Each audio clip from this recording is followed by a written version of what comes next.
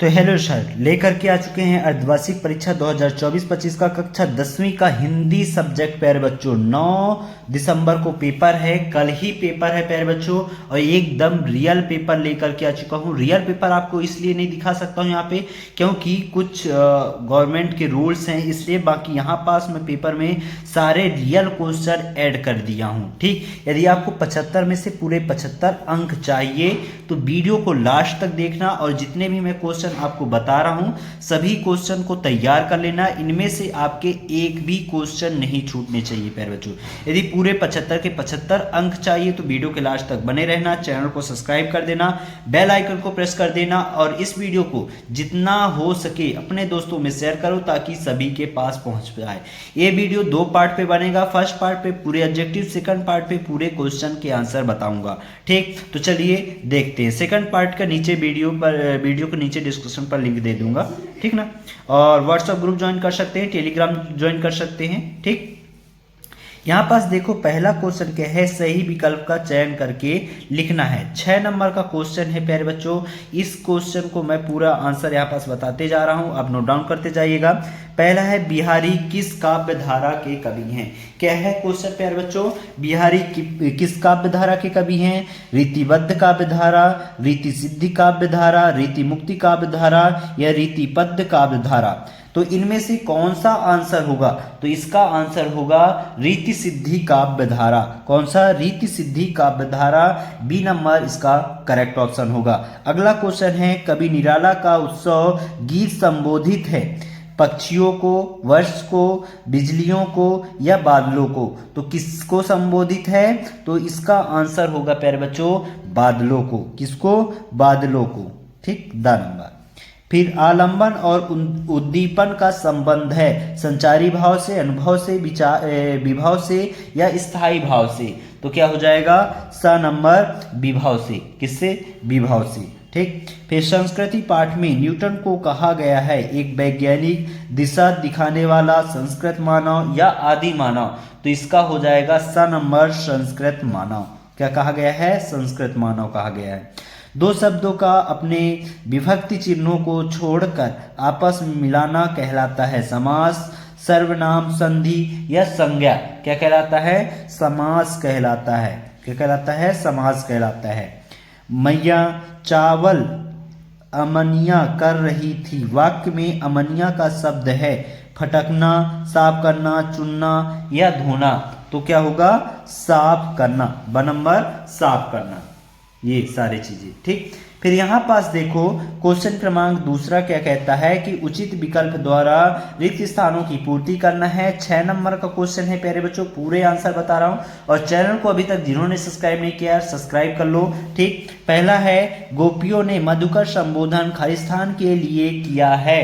तो किसके लिए किया है, उद्धव के लिए किया है। किसके लिए, उद्धव के लिए। नायक नायिका के संयोग या वियोग का वर्णन खालिस्तान रस में होता है। तो किस रस में होता है, श्रृंगार रस में। किस रस में, श्रृंगार में।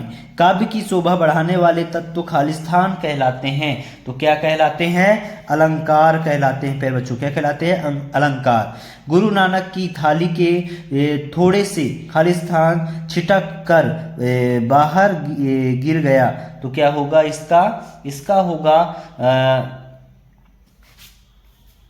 होगा चावल। क्या, सॉरी, चौथे नंबर का होगा चावल। ठीक, ये वाला। फिर यशोगान खालिस्तान संधि का उदाहरण है। तो किस तरीके का संधि का उदाहरण है, विसर्ग संधि। ठीक, फिर पंचगंगा घाट खालिस्तान में स्थित है। तो कहाँ स्थित है, काशी में है प्यारे बच्चों। कहाँ है, काशी में है। ठीक, इस तरीके से आपको मैंने पूरे आंसर यहाँ पास बता दिए हैं। अब देखेंगे अगला क्वेश्चन। अगला क्वेश्चन आप यहाँ पास आप देख सकते हैं, क्वेश्चन क्रमांक तीसरा। क्वेश्चन क्रमांक तीसरे में क्या दिया गया है प्यारे बच्चों, निम्नलिखित कथनों के समक्ष सत्य या असत्य लिखना है, यानी सही गलत आपको बताने हैं। 6 नंबर का क्वेश्चन है, पूरे यहाँ पास मैं आपको बताते जा रहा हूँ, आप नोट डाउन करते जाइएगा। पहला क्या है, परशुराम के फरसे को देखकर लक्ष्मण भयभीत हो गए थे। यह क्या है? असत्य है। असत्य है। क्या है? असत्य है, क्योंकि भयभीत नहीं हुए थे लक्ष्मण, क्रोध से जल उठे थे। ठीक। फिर लय ताल तुक यति गति मात्रा एवं चरण से युक्त रचना छंद कहलाती है। ये क्या है? सत्य होगा। ठीक। धरती के कुछ ज्यादा ही धैर्य और साहस शक्ति मन्नू की माँ में थी। ये भी सत्य है।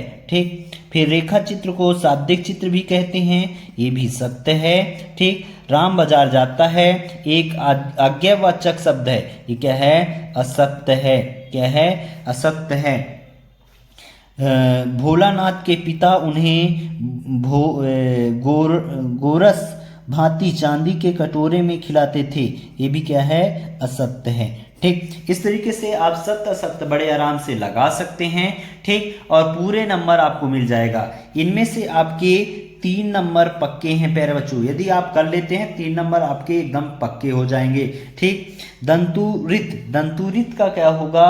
बच्चे के नए नए दांत। क्या होगा? बच्चे के नए नए दांत। ये पहला नंबर।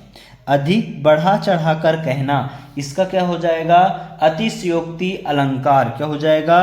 अतिशयोक्ति अलंकार। फिर रेल का टिकट, इसका क्या होगा? भंदुत आनंद। क्या हो जाएगा? भंदुत आनंद कौशल्यायन। ये तीसरा। फिर क्रियाकर्ता के अनुसार, इसका हो जाएगा, इसका होगा कर्तव्यवाच्य। क्या होगा? कर्तव्यवाच्य। मीठा बोलने वाला, मीठा बोलने वाले को क्या कहते हैं? मृदुभाषी। क्या कहा जाता है? मृदुभाषी। अणुबम विस्फोट, इसका क्या होगा? इसका होगा विज्ञान का दुरुपयोग। क्या होगा? विज्ञान का दुरुपयोग होना। ठीक। इस तरीके से आप बड़े आराम से सही जोड़ी लगा सकते हैं। अगला क्वेश्चन क्या है? निम्नलिखित प्रश्नों के उत्तर एक एक वाक्य में आपको लिखना है। 6 नंबर के क्वेश्चन है। हर एक क्वेश्चन 1 नंबर का है। तो मुख्य गायक को ठांठस बांधने का काम कौन करता है? तो कौन करता है? मुख्य गायन के ठाठस बांधने का काम संगतकार करता है। कौन करता है? संगतकार। ठीक। संगतकार करता है। फिर ये काव्य की आत्मा किसे कहते हैं? तो काव्य की आत्मा रस को कहा जाता है। किसे कहा जाता है? रस को। बाल गोविंद भगत की प्रभातियाँ किस माह से शुरू होती हैं? तो किस माह से शुरू होती हैं? कार्तिक माह से शुरू होती हैं। कौन से माह से? कार्तिक माह से शुरू होती हैं। वीर रस की कविताओं में कौन सा शब्द गुण होता है? तो वीर रस की कविताओं में ओज शब्द गुण होता है। कौन सा? ओज शब्द गुण होता है। ठीक। फिर साना सना हाथ जोड़ी पाठ के अनुसार कुटिया में घूमता चक्र क्या है? तो इसमें कुटिया में घूमता चक्र धर्म चक्र अर्थात प्रलय चक्र है। कौन सा है? धर्म चक्र। ठीक। चक्र है।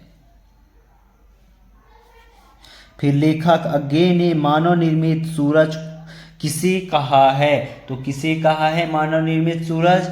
अणुबंब को कहा है। किसे? अणुबंब को कहा है। ठीक।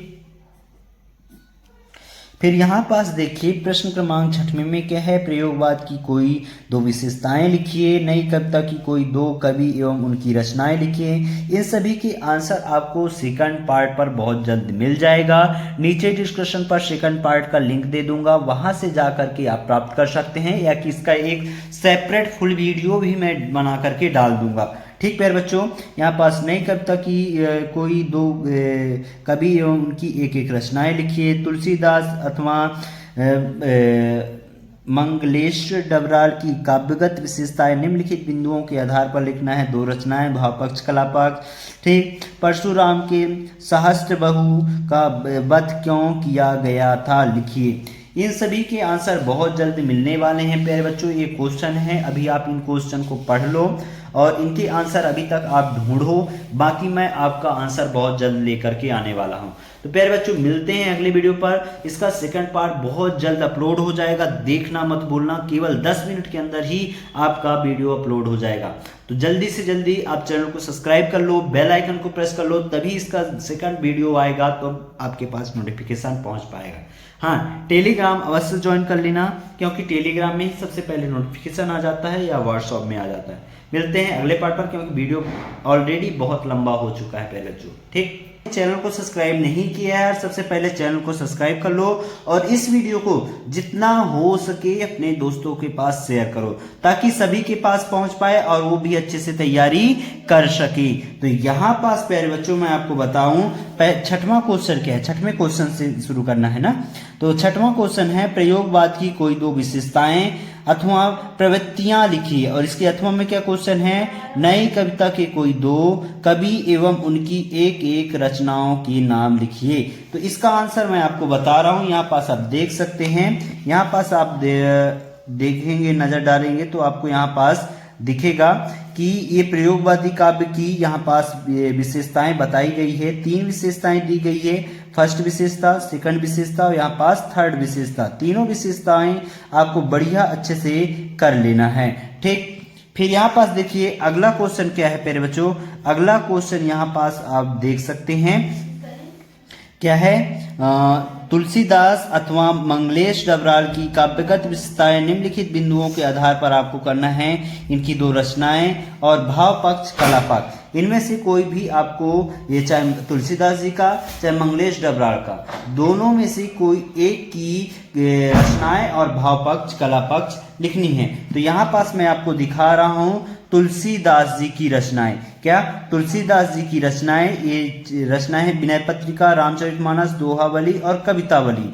ठीक, फिर यहाँ पास भाव पक्ष और कला पक्ष दिया गया है। भाव पक्ष कला पक्ष दोनों दिया गए हैं, इसको आप स्क्रीनशॉट कर सकते हैं। ठीक, फिर अगला क्वेश्चन, परशुराम ने सहस्र बहू का वध क्यों किया था, लिखिए। और अथवा में क्या है, मुरझाकर गिर रही पत्तियां किस प्रकार के, इसके माध्यम से कवि जयशंकर प्रसाद क्या कहना चाहते हैं।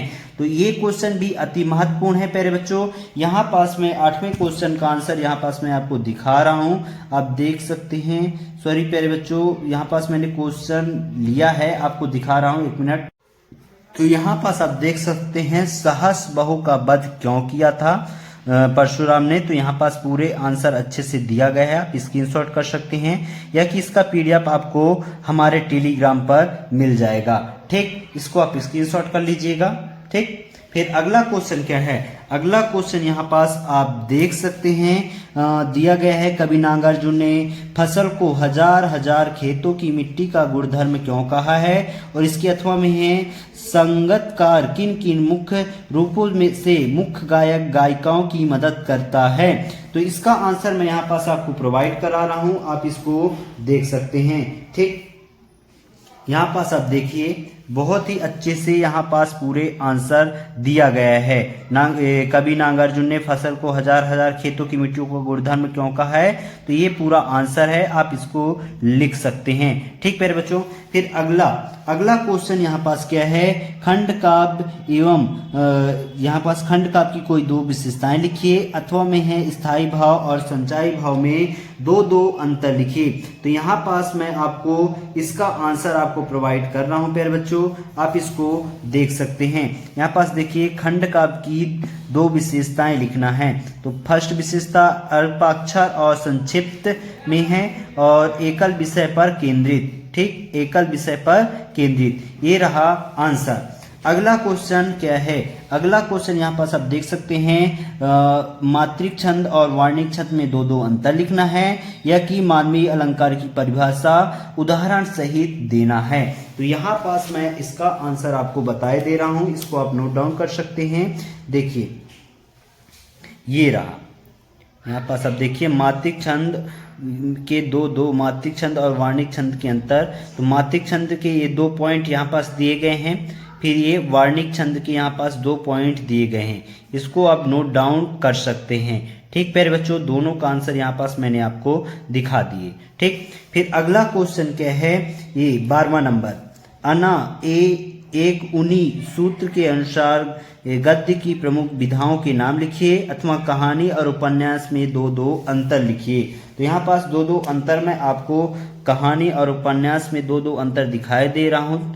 तीन तीन अंतर है प्यारे बच्चों। कहानी में ये तीन अंतर लिखना है, दो खंड बना लेना है कहानी और उपन्यास का। तो कहानी वाले में ये 3 पॉइंट लिख देना है और उपन्यास में ये 3 पॉइंट लिख देना। ठीक, तो आपको पूरे 2 नंबर अच्छे से मिल जाएगा। ठीक प्यारे बच्चों, ये अच्छे से आप देख सकते हैं कहानी का। इस तरीके से आप लिख लीजिएगा।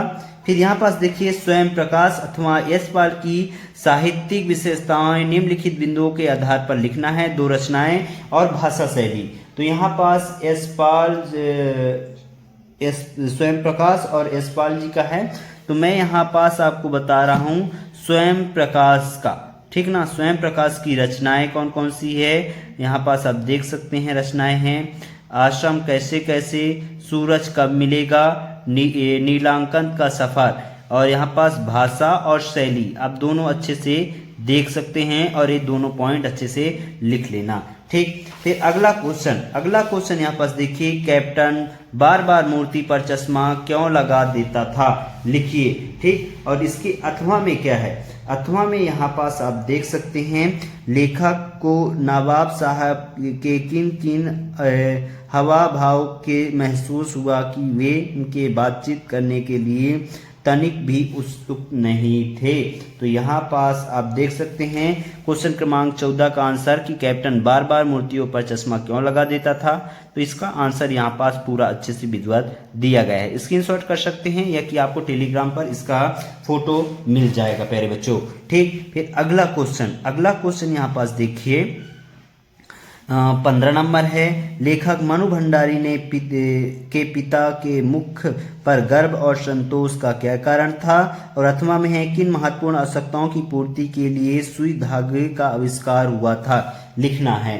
ठीक, तो इसका आंसर प्यारे बच्चों यहाँ पास आपको बता दूं कि इसका आंसर आपको टेलीग्राम पर मिल जाएगा। ठीक, फिर क्वेश्चन क्रमांक 16 को वाक्यांश को एक शब्द लिखिए, यानी एक शब्द में लिखना है और इसके अनेकार्थी शब्द लिखने हैं।